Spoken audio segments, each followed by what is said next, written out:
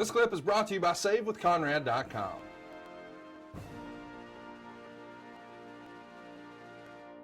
And I know you just had a busy weekend as this drops in Winston-Salem, North Carolina, but you're exactly right.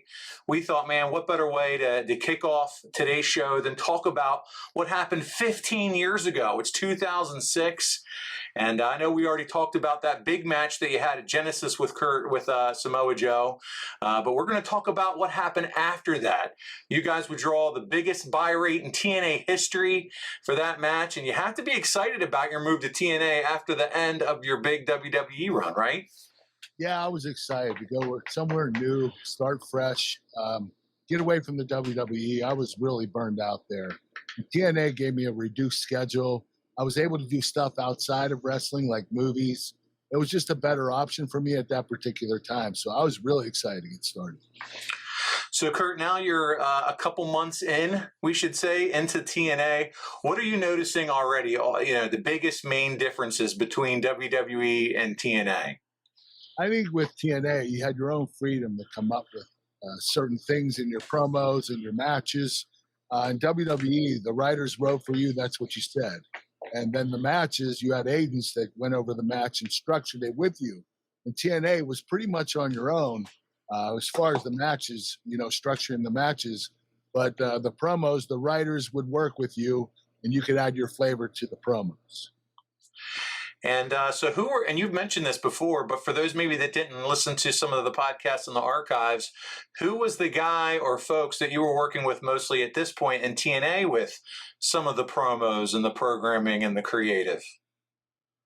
Dave Lagana was one of the writers. I worked with him. What's his name from the band?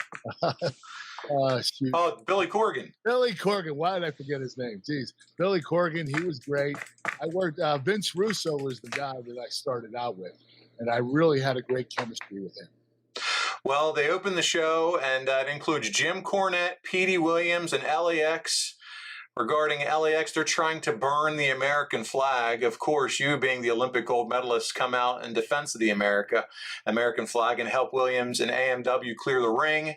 Samoa Joe enters, and he puts you over for ending his streak, but he wants a rematch, and you're going to grant him one as long as you two watch each other's backs until the match at Turning Point. If you could say there was one weakness of Joe's at this time, would you say it's his promos, Kurt? No, Joe didn't have any weaknesses. He was so articulate on the microphone. He was so sharp in the ring.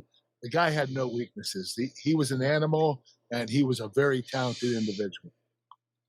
All right, you heard it from Kurt Angle there. No weaknesses in Samoa Joe's game at this point.